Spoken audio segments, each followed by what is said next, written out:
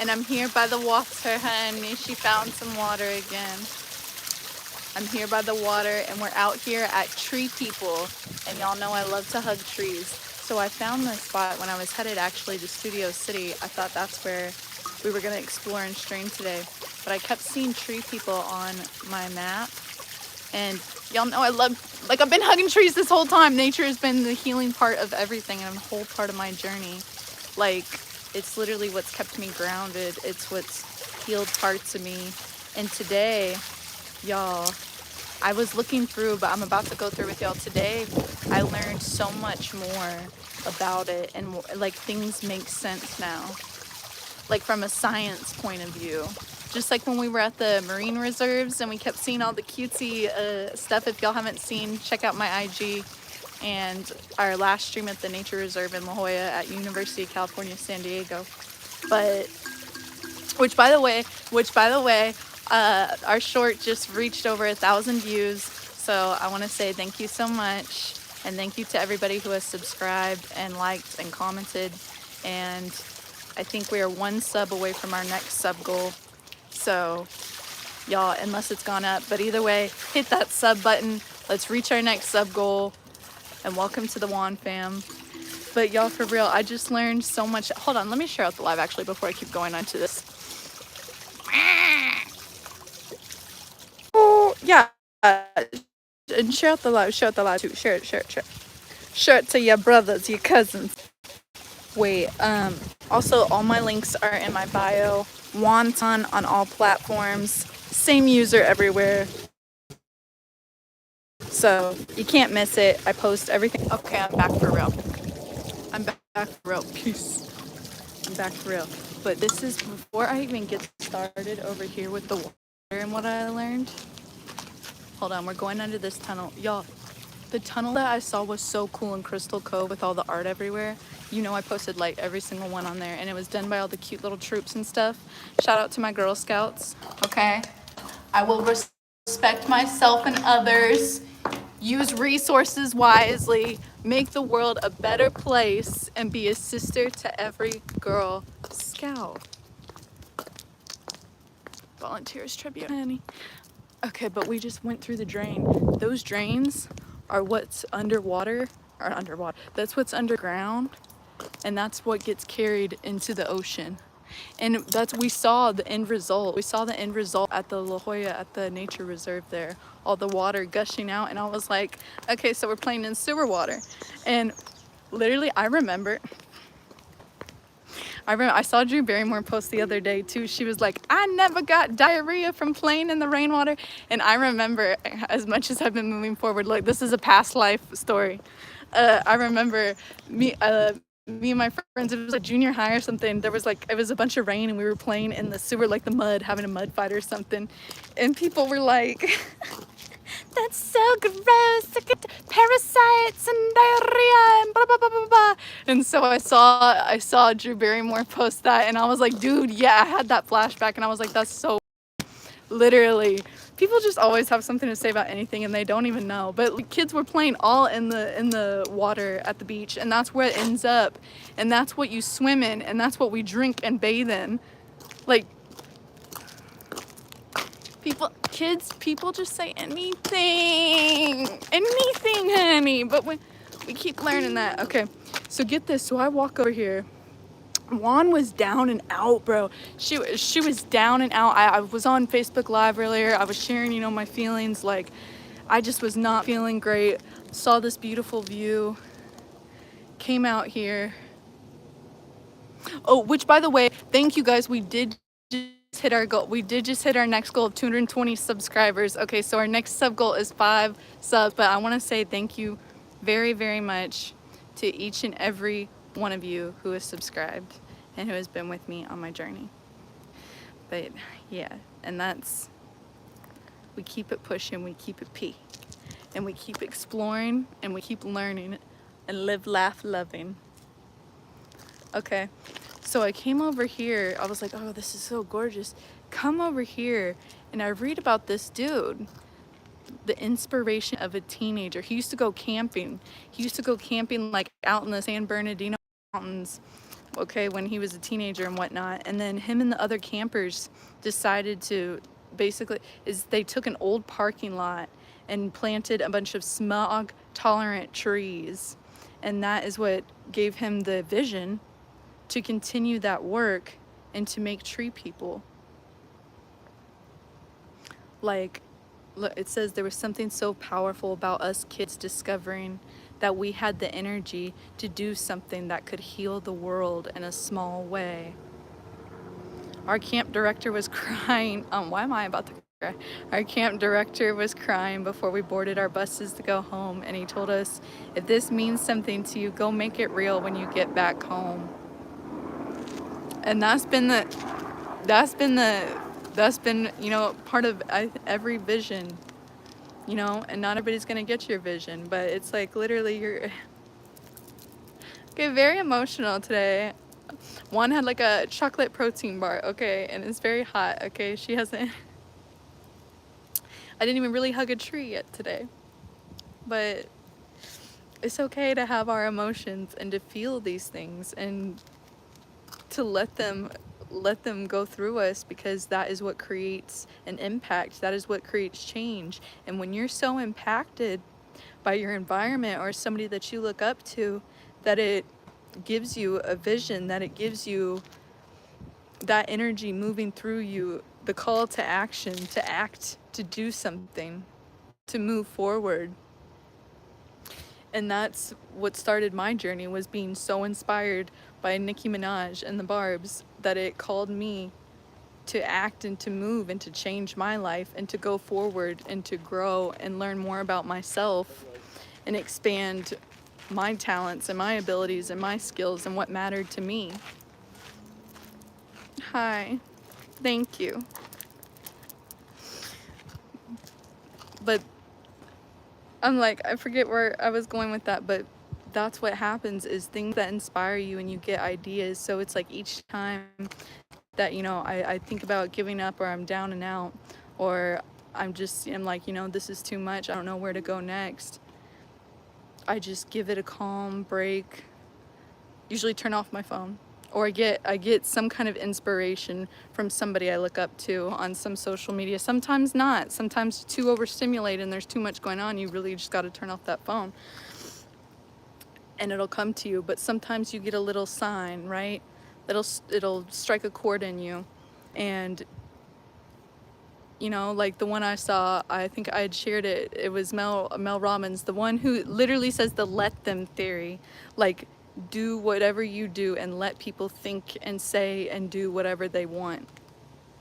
Like, you can't control them. You can't control their perception of you, what they think about you. You know, you can't control other people's mouths or anything like that. And that was, you know, I had adults always try to tell me about that. And teachers and professors in high school and college and stuff, they always tried to tell me that, like, oh, stoicism, oh, you can't control others, don't be so reactive. But as a person, whether you have trauma or sensitivity or psychic abilities, which all of them go hand in hand because you're spiritually in tune, empaths, all those things, you're spiritually in tune with the energy of people around you and the world around you and the environments. And so if you're not around people that, you know, emotionally mature and capable adults, or people that are in their hearts, they're not going to understand that and they're not going to be able to help you with that. And so that's something that I've been learning along my journey. But yeah, here he is talking about how his approach uses force-inspired technologies as the infrastructure for resilience and sustainability. And so that's what I was saying, resilience. Every time that, you know, I'm down and out, feel like giving up on this journey, I get some sort of inspiration or reminder that who I am is enough, that my spirit is beautiful. Each one of our spirits are beautiful, and that's what matters. Not proving anything to anybody else, not, you know, justifying or over-explaining yourself, or, you know, whatever, standing by your side, standing by yourself and trusting yourself and having your own back is what continues to lead you forward. and just giving yourself that unconditional love. And that's usually what leads to the next inspiration, you know, because you're giving yourself that positive energy back in and that love back into yourself. And so it creates the next movement, the next step. But yeah, so he took his vision and created a community out of it, and that's how he made TreePeople. And then from that, they started with all these accomplishments. They've provided disaster relief for excessive rain and flooding. They planted 1 million trees before the 1984 Olympics. They took 26,000 excess bare fruit trees, saved them, and distributed them to low-income families. Okay, they trained people how to plant neighborhood trees. They planted 400 trees on MLK Boulevard in LA. They've done all sorts of things.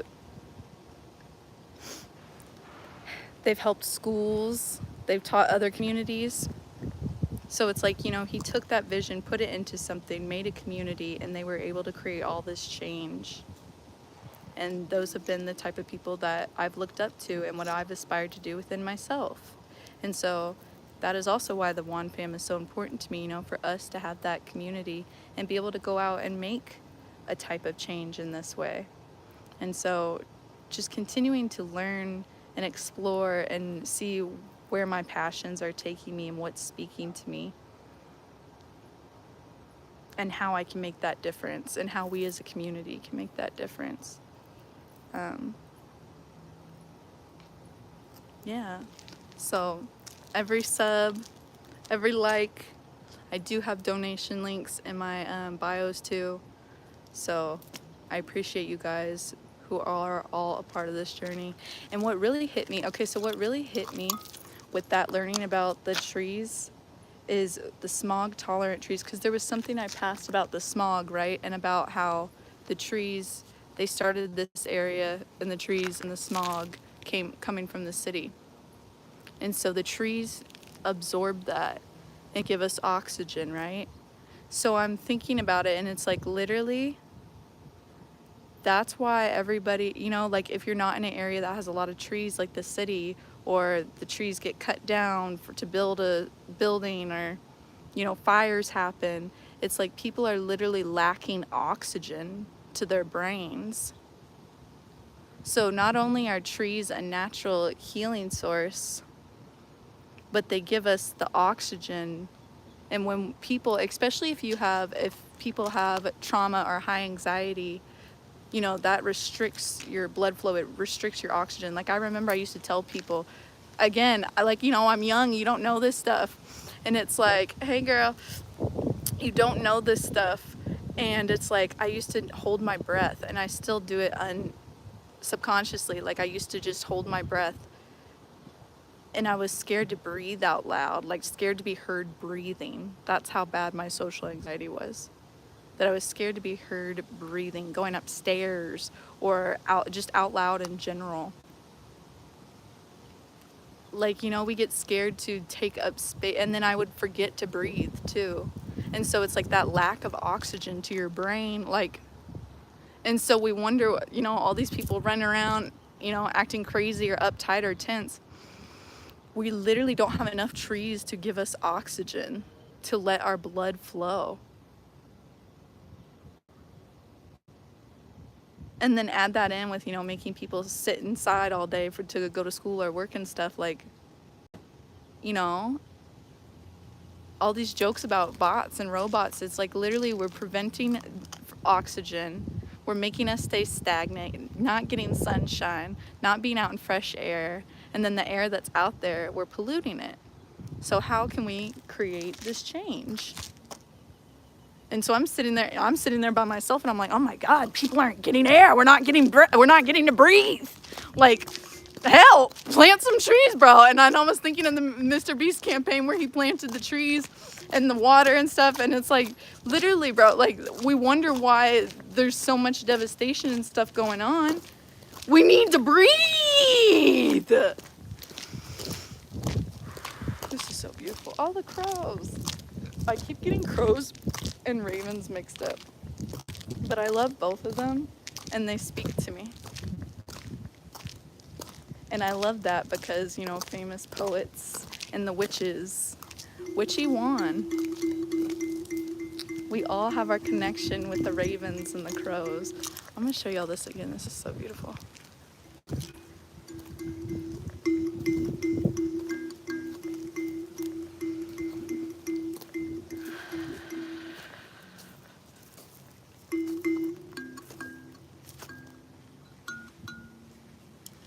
Relax.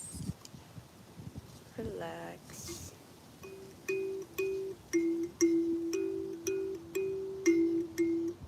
Oh wow, that's actually that mountain over there. That's, I can see the H from the Hollywood Hills sign. Huh. Y'all, I literally hiked to the top of that by the tower, the radio tower at the top. All the way to the top, honey.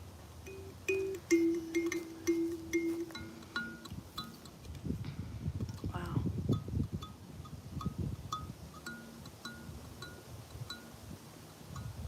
So that's the Hollywood Hills. I think that's Beverly Hills. And then we're in Coldwater Canyon.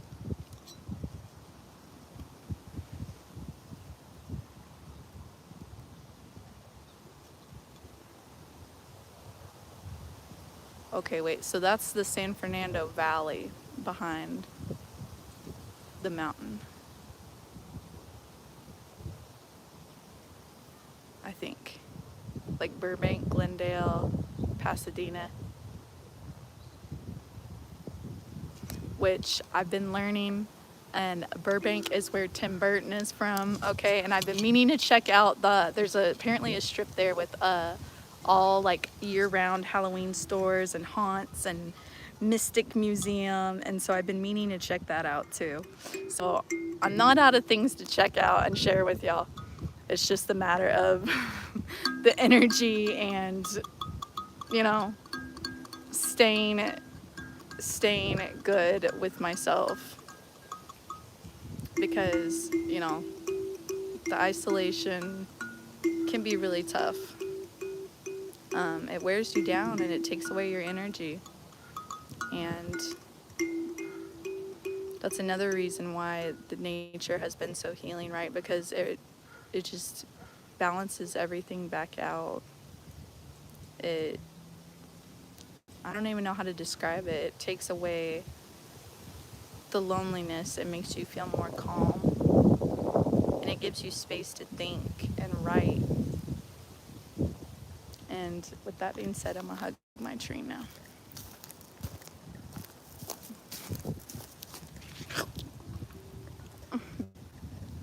Bring it in, chat.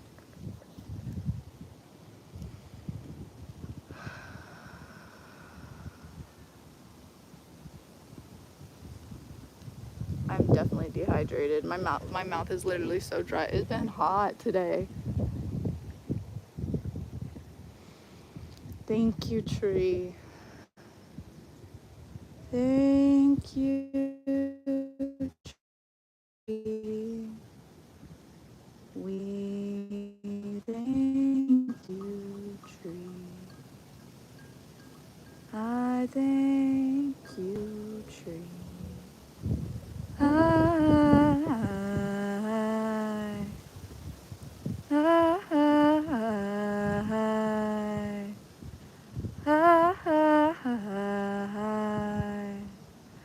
I thank you, tree. Please remove any negative or stagnant energy.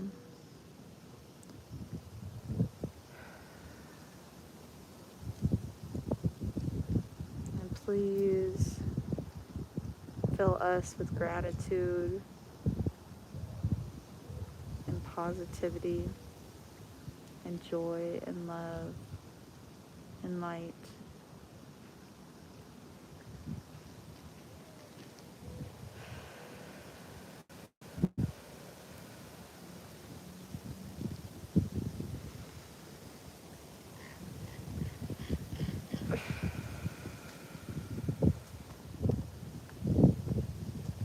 for the oxygen to the brain. Okay. And thank you for the pressure on the body. And the healing and the bark. Your natural remedies.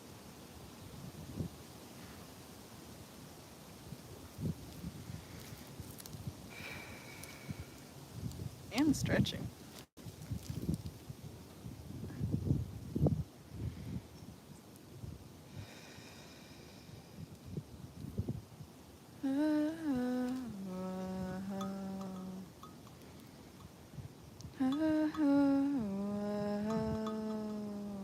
Let the stress and the old energy move through and out the body.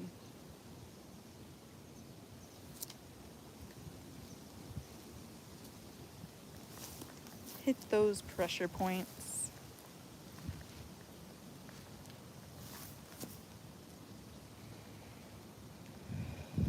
Oh. And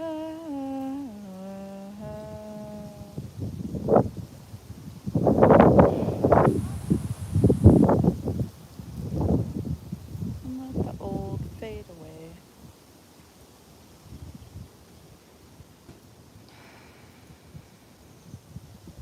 As we move into what's new and what's true and what's you.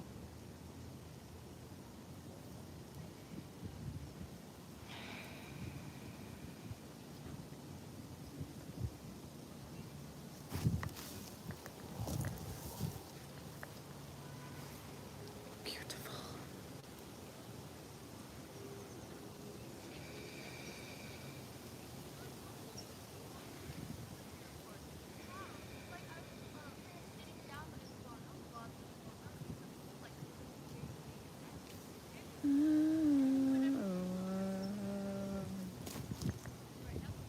Okay, that was gorgeous. All right, now our next phase. We learned about the trees. Now it's time to learn about the ocean, honey. Look. Look. So we went through and came through our sewer tunnel, which is everything underground that leads to the ocean. Then I came over here and okay.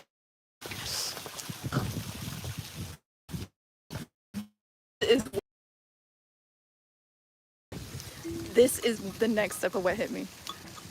A watershed is the land area that sheds water into a drainage system or river. I was sitting there for 20 minutes trying to make a song and I kept repeating that over and over. And I was like, that literally sounds like I'll never forget, mitosis is the division of the cells. And y'all are probably too young to get that one, but that's literally from Sabrina the Teenage Witch. They said that over and over. And so when I got older and learned what it was in biology, I was always like, I know what mitosis is. And so, yeah, a watershed is the land area that sheds water into a drainage system or river. River. Okay, but for real. So this is what I learned. Watersheds help supply us with water by feeding underground aquifers and channeling water into rivers. So gravity moves water through a watershed from higher to lower areas. So I was looking at this and I was like, where do we get our water? Where do we get our water? From above, from the rain clouds. It comes down and soaks into the ground, and gravity pulls it down under and to the water table, and then the water table takes it to the ocean. Okay? And I was like, now it makes sense. Okay, so that's how water, ideally that's how it's supposed to go, right? So then, but get this. Okay, but also, so that's what makes healthy watershed. A watershed functions best when the land acts like a sponge to filter and absorb and store water. The water hits the land, percolates through the soil, and is filtered of the impurities. So the water gets filtered literally by the land before reaching the water table underground, where it's stored and used for our future water needs. So I'm like, okay, the water comes from above and then soaks into the earth, gets all clean, and is chilling underground. So I'm like, okay, reduce, reuse, recycle. But then, this is where things got bad. Okay, it said, okay, so, and it's not even just in Los Angeles, but Los Angeles is like what, one of the top 3 biggest cities in America and has the most beaches and is literally on the ocean. Okay, so in Los Angeles, the natural flow of water is disrupted by overpaved landscape. When it rains, water is blocked from soaking into the ground and instead causes flooding or is channeled into an overly impacted storm drain system, sending much needed water to the ocean. I don't understand the much needed part, but what I did get is this, is people keep talking about the ocean water rising and the sea level rising. And now I didn't understand like really why. I thought it was just the glaciers melting because of the heat. But this added a whole other level to it. This is literally because, and people have been joking every time I go to parks, they're like, oh, it looks like pavement, looks like ground, like, you know, there's no grass. And I get mad about it too, right? Because I love to lay in my grass, love to hug my trees. And I'm like, dude, nothing but concrete, nothing but buildings everywhere. That's why I can't handle the city like that. It stresses me out. I get overwhelmed. Okay? But come to find out that not only is it, you know, the issue with the trees, the issue with that, lack of oxygen, the water is literally being prevented from going into the ground and getting cleaned, but it also is overwhelmed, like in the streets going into the drain. So it's like the street, like all of that water that's supposed to be going into the ground is what's going into the ocean, and why the levels are rising like that. Because the water going in there is supposed to be going into the ground, bro. I didn't know. I didn't know all this. I feel like everything's just hitting me because I'm like, we're not getting any oxygen, and this is why the sea level is rising. Like, what the fuck are we supposed to do? I don't know. Okay, so then I come over here. Okay, check out my witchy pics on IG. But I come over here and it urban urgencies. What urban urgencies are happening at your home and your neighborhoods? Okay, so in Los Angeles, properties are sloped toward the street. Those hills are not a joke. Those hills are not a joke. Okay, the Hollywood Hills, all the hills, honey, is hiking. It's hiking. I remember when I was in Laguna Beach and I was driving up to see the school where they went to school at. The hill scared me so much because it was like you were directly, and I've seen that before in San Fran, but I didn't know it was out here too, or even in the beach areas. I guess I didn't think about it, the cliffs and all that, but it was literally like you were straight diagonal. I was freaking out. I kept thinking of the Princess Diaries when Mia was freaking out in her car and I thought I was gonna go backwards. I was stressed. Okay. So, yeah, those are very much here. So in Los Angeles, properties are sloped to the street and the direct water runoff is away from homes. So all of that water, blah, blah, blah, much of the water ends up in the street where it collects in gutters. And the gutters direct the water into catch basins, which is the openings and curbs that lead to the underground storm drain system, which is that thing over there.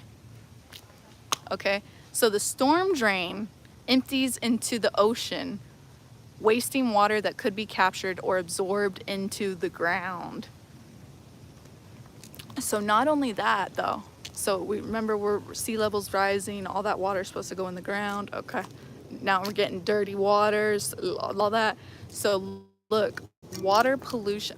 Water pollution. Water pollution. And I've been telling y'all, each beach town that I've gone to, I've been noticing the different, like, you know, the different qualities of each beach, and you know what makes it, that area, that city, that environment cool or unique, or you know the kind of the vibe it has. Like, what's the vibe of this town? What's the vibe of that town? Like, are we chilling? Is it pretty? Like, is it hostile? Okay. So I did like Long Beach because it was chill, but that beach had the most trash. That beach had the most trash that I've noticed. It had no seaweed, but I literally was swimming. I had fun on the Whibbit. That was super fun.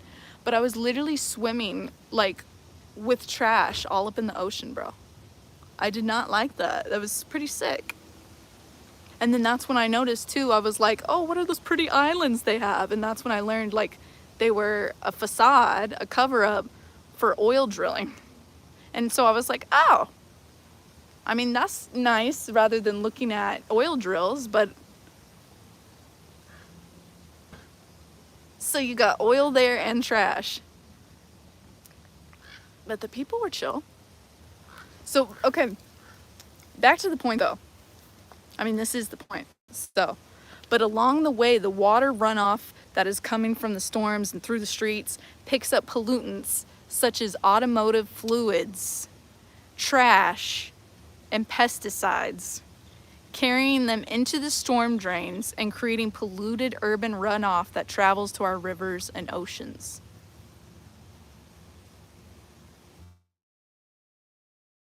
Oxygen has trash.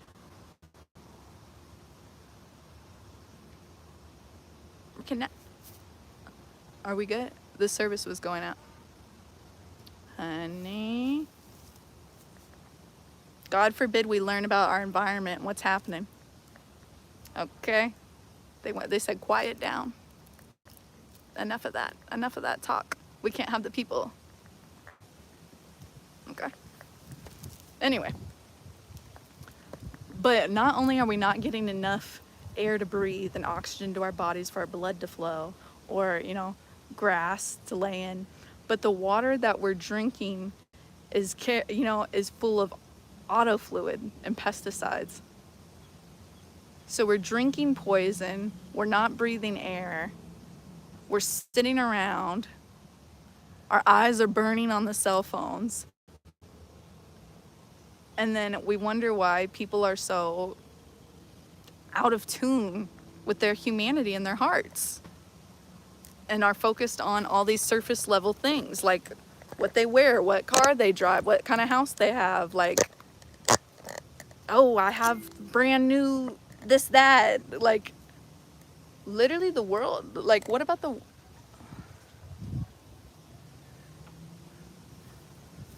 Okay.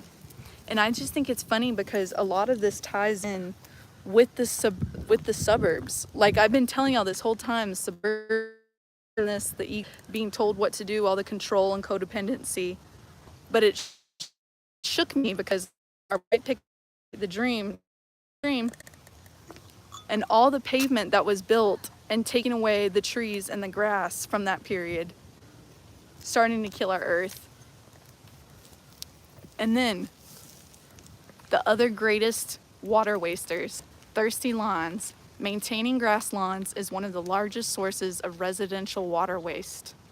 Irrigation for these landscapes is estimated to account for around 50% of annual household water usage. So that pop-up sprinklers emit gallons of water per minute, and often water waste through evaporation and runoff onto the sidewalks and streets. So roof gutters and downspouts. When excess water from the rooftops is directed by the gutters onto the paved surfaces, such as the driveways, water is sent into the street storm drains that eventually leads to the ocean. Hoses, paved surfaces, okay? High water use plants, Okay?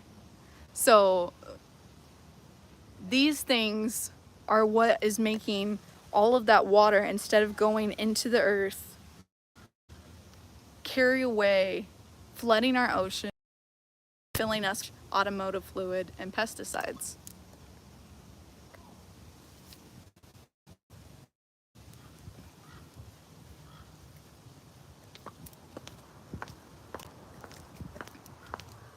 Okay, so we come to the next part, right?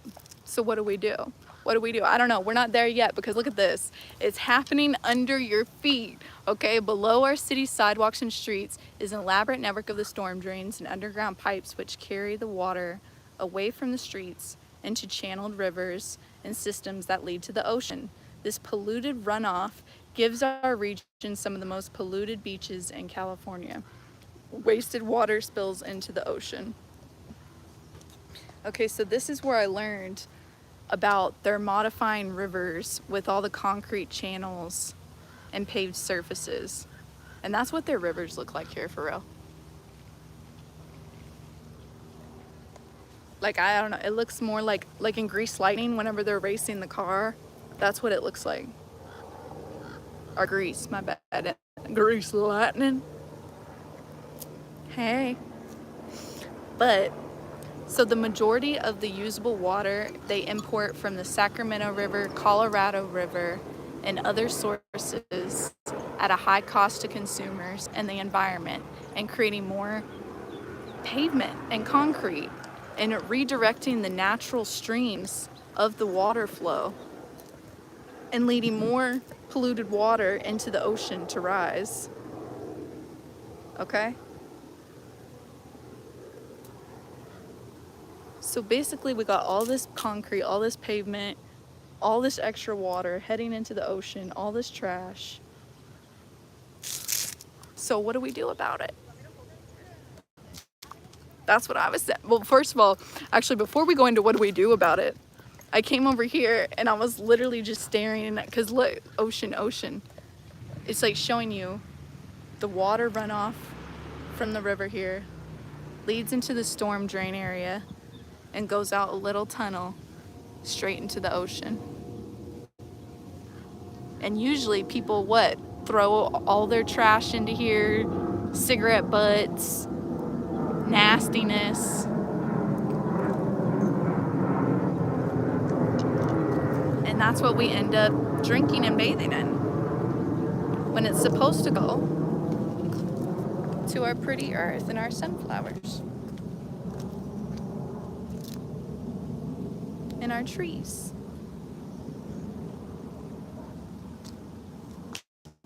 Okay, shout out to Jane Goodall, RIP.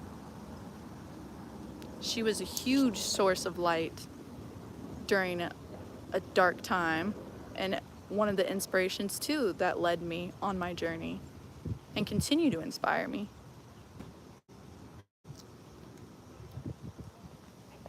And I could only hope to, be a part of something as amazing. That's why I'm happy I came across TreePeople today. I'm like, yeah. Okay, so what do we do? Right? We got all this, the suburbs, the concrete, the waters, sustainable solutions. Okay? In sculpting your landscape and creating water capture systems, you restore, revitalize, and mimic natural systems such as forest watersheds. The changes you make at home can become a model for others, your neighbors, elected officials, and government agencies, and will help save water. And in turn, us humans, okay? And our sea life, all of our cute little animals. I've seen seals, I've seen dolphins, we've seen the crabs, the little sharkies, the fish, okay? Little Nemos, little Dories. But I thought this was super cool, this rain chain. I'm gonna start with the rain chain. So this rain chain is a fun way of directing the water from your roof and storm drain down. It slows it down. It captures the rainwater and allows it to seep into the ground at a more natural pace rather than running straight to the pavement. And look how fun and cute it is. You could literally paint the outside of it and make it a cute, fun, decorative thing. You know, Juan's all about the arts and crafts. Okay? Express yourselves. Native and climate appropriate plants. Choose native and climate appropriate plants that help save water by relying on seasonal rain. Okay?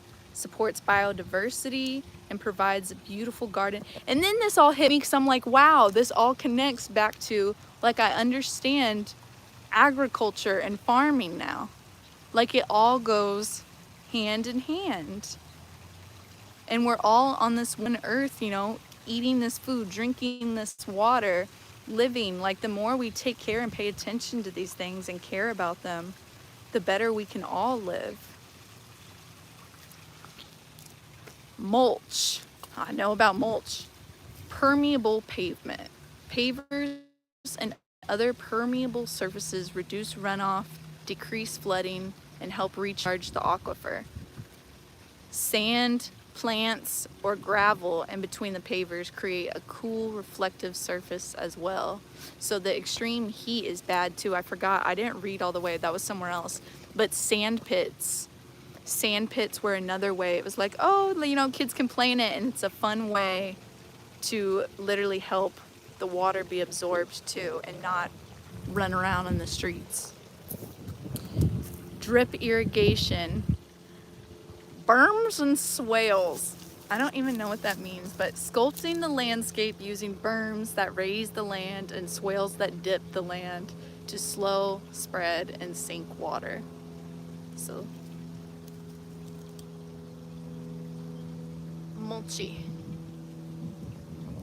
Rain chain. Okay. Downspout into a bioswale. And a rain barrel. I like the rain barrel idea. That's what I would definitely do.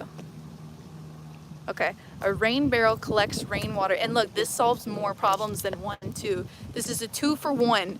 This rain barrel is a 2-for-1, okay? And I would also paint the outside of it too. Or get like a wraparound, make it a sick wrap. Yeah, do some free advertising for your business, for yourself. Okay, I'm full of ideas. Juan's full. Okay, collect rainwater from the rooftop and direct it into a mosquito-proof rain barrel or a larger cistern system.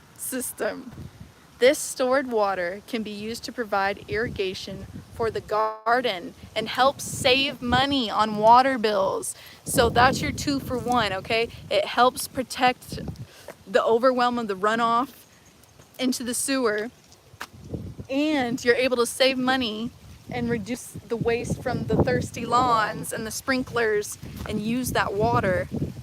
You could even use that water to wash your car, bro. You could wash your car. You could water your lawn. Like, you know, ideas. Money savers, okay? And then, I don't know, create a bioswale. Bioswale. A gentle rock-filled depression. Shit. Just slow. You know what? I don't know. This, to me, spiritually, it relates. The Great Depression. So that was after the Roaring 20s, right?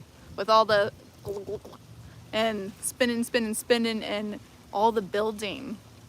They were starting to build all those, like, people started getting more egotistical and materialistic and doing all this building and all the things. And then then the Great Depression came, where there was no water flow, there was no money, no jobs. How's that for biblical, eh?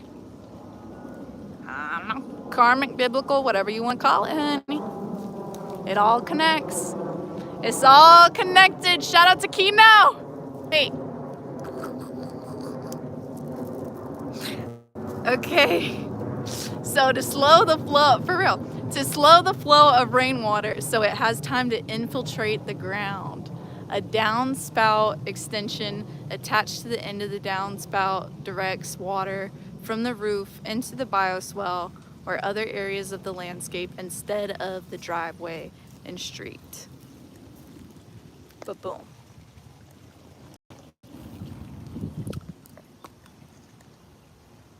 We learned a lot today. We learned about agriculture. We learned about water and the ocean. We learned about pollution, sustainability, landscaping, money saving, trees, air. And then, look, so this tripped me out too, because look, here's your pavements.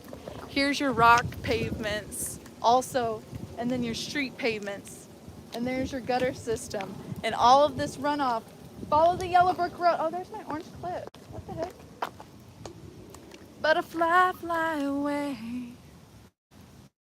Butterfly, butterfly. I can't really see. Okay. Butterfly, butterfly. Okay, but look. Follow the yellow brick road. Follow the yellow. And she has on her red shoes. Witch has on her red shoes. Ah!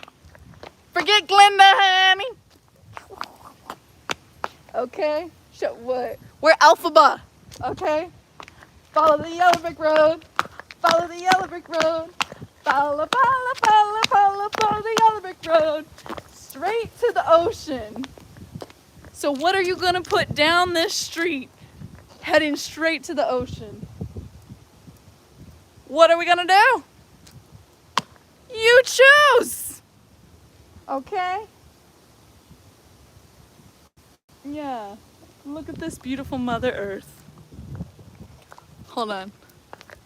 I really gotta show y'all this side too. It's so beautiful. Okay, the rivers. Envision it. Ocean. Oh, oh, oh, oh.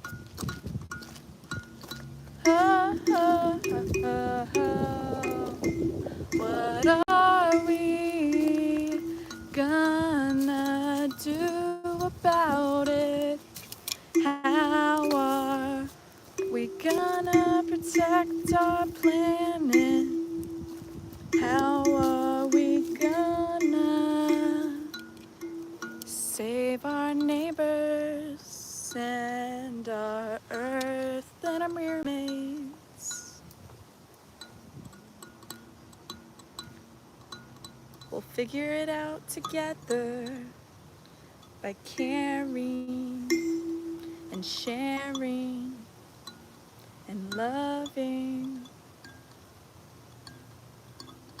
all of the spirits of this earth. Yeah. From the sea turtles to the person down the block.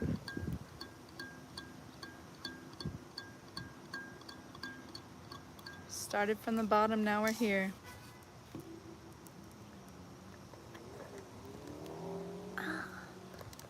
This selfie stick, honey. But I'm glad y'all came to learn with me today, and we'll continue to learn, we'll continue to grow, and we'll continue to find new ways to save our Mother Earth. Okay? So, much love, much light. I love you.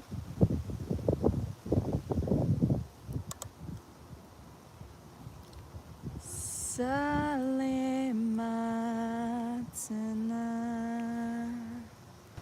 Samanema Hey Oh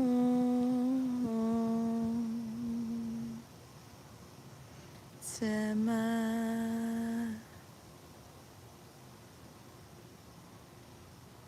And just remember, you are beautiful and awesome no matter what. And keep your back.